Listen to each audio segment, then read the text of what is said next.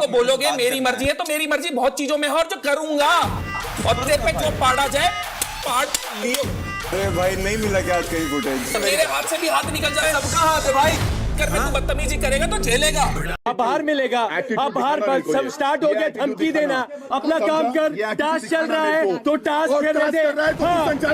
तुम डोनेट कर देते हो, तुम मेरे के बराबर नहीं, तुम मुझसे ज्यादा, मेरे नौकर जो हैं वो तेरे से ज्यादा अच्छे से रहते हैं। तुम मेरे वो जबान संभाल के बात कर, तेरी को हाथ लगा रहा, बात पे जाना नहीं, चिल्ला रहे, बात पे बोलना नहीं, चिल्लाओ नहीं, बात पे बोलना नहीं। ये इसकी सूसू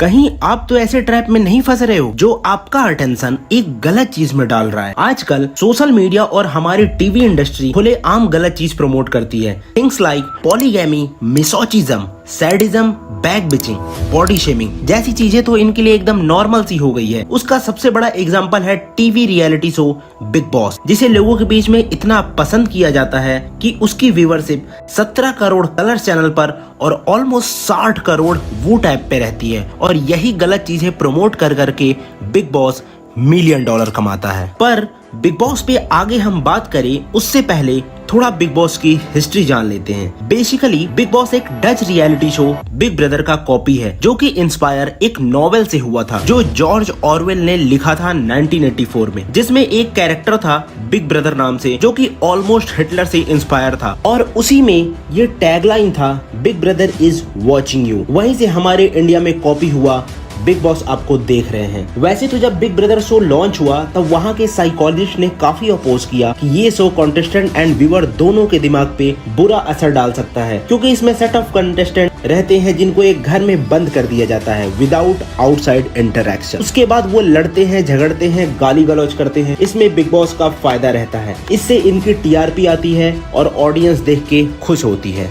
बिग ब्रदर शो जब लॉन्च हुआ था तब उसी समय एक आर्टिकल आया था कि ऐसे शो में पार्ट लेने वाले कॉन्टेस्टेंट इवन व्यूअर्स ऐसे शो को देख के मेंटली इल हो सकते हैं एंड सुसाइड अटेम्प्ट भी कर सकते हैं। उसी बात को प्रूव किया था बिग ब्रदर के फॉर्मेट पे ही बना एक शो एक्सपेडिशन रॉबिन्सन, जिसमें एक कॉन्टेस्टेंट था सिनीशा शाविजा, जिसे शो से आउट कर दिया गया और वो उस रिजेक्शन को झेल नहीं पाया और 4 वीक बाद ही उसने सुसाइड कर लिया। इसे क्रिटिसाइज करके बहुत लोगों ने इस शो को बंद करवाने के लिए प्रोटेस्ट किया, बट ह्यूमन नेचर जो होता है कि दूसरों की लड़ाई देखने में हमें काफी मजा आता है और यही रीजन है कि ये शो अब तक चला आ रहा है। और country like Denmark, Australia, Turkey, Italy जैसे देशों में भी ये शो आ गया है। कॉपी करने की बात आए और इंडिया पीछे रह जाए, ऐसा तो हो ही नहीं सकता। इसीलिए इंडिया में भी 2006 में बिग बॉस लॉन्च किया गया और धीरे धीरे करके कई भाषाओं में इसे लॉन्च कर दिया गया, जैसे कि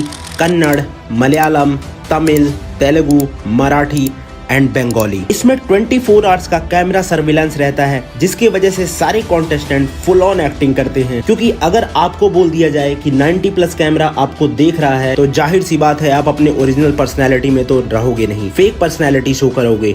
और ये शो को ये लोग रियलिटी शो बोलते हैं और व्यूअर उसे रियलिटी शो समझ के देखता है, जबकि ये शो पूरा वेल एडिटेड और वेल स्क्रिप्टेड रहता है। इंडिया में जब कभी किसी के घर पे लड़ाई होता है या कहीं रोड पे लड़ाई होता है तो छुड़ाने वाले कम और वहाँ पे दर्शक ज्यादा आते हैं, क्योंकि लोगों को किसी की लड़ाई देख के मजा आता है। For example big boss season 13 में आसिम रियाज एंड सिद्धार्थ शुक्ला की लड़ाई की वजह से टीआरपी सबसे ज्यादा गई थी, क्योंकि लोगों को सैडिस्टिक प्लेजर मिलता था ऐसी चीजें देखने में। एक और एग्जाम्पल है मुनावर फारूकी, जिनका पर्सनल मैटर को जानबूझकर नेशनल टेलीविजन पे लाया गया कि टीआरपी आ सके, और उनसे वो चीज कबूल भी कराई गई ताकि लोगों को लगे कि ये रियलिटी में ऐसा है, जबकि वो एक मैनिपुलेटिव सिनेरियो था। लेकिन अगर आप बिग बॉस के तरीके से नहीं चलोगे तो आप इस शो में नहीं टिकोगे, इसीलिए आपको लड़ना पड़ेगा, गंदी गंदी गालियां देनी होंगी, और अगर आप नहीं दोगे तो आप शो में रहना डिजर्व नहीं करते हो। खेसारी लाल यादव जो कि बिग बॉस के घर में मैसिव फैन फॉलोइंग के साथ आए थे, लेकिन बहुत जल्दी निकल गए क्योंकि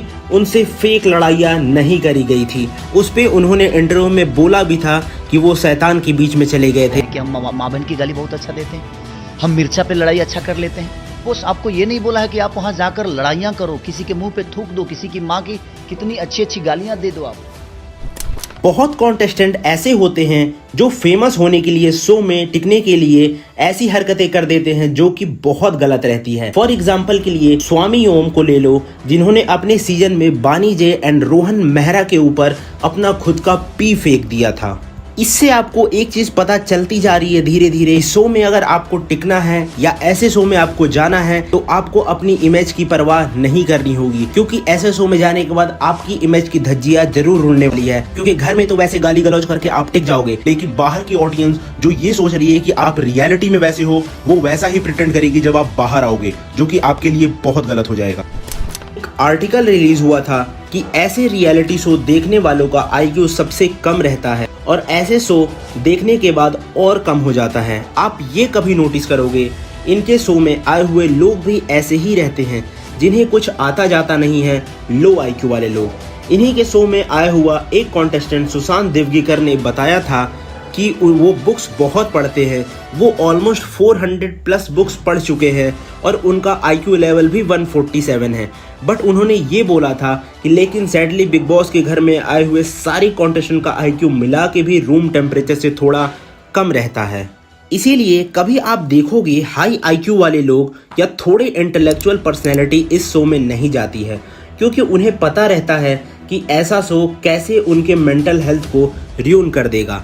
इसमें कम IQ वाले लोग ही जाते हैं और व्यूअर जो ऐसे शो को देखते हैं वो अपना IQ और कम करते जाते हैं और अपनी मेंटल हेल्थ के साथ खिलवाड़ करते रहते हैं। मैं आपको यही सजेस्ट करूंगा कि आप ऐसा शो देखना बंद कर दो, लेकिन अगर आप देखते हो तो मैं बता दूं आपका कोई ग्रोथ नहीं होगा इस शो को देखने में। ऐसे शो को देखने में सिर्फ एक लोगों का या दो लोगों का ग्रोथ होता है, वो होता है कलर्स टीवी और उनका प्रोडक्शन हाउस वायाकॉम।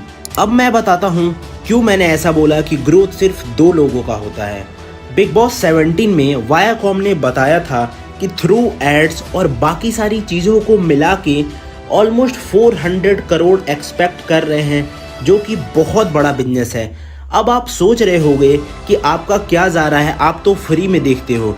तो मेरे भाई आपका अटेंशन जा रहा है, आपका अटेंशन एक ऐसी गलत चीज़ में जा रहा है जो कि मैंने शुरू में ही बोला था। ट्विटर पे लोग लड़ते रहते हैं इस शो के कॉन्टेस्टेंट को लेके, इतने खाली हैं।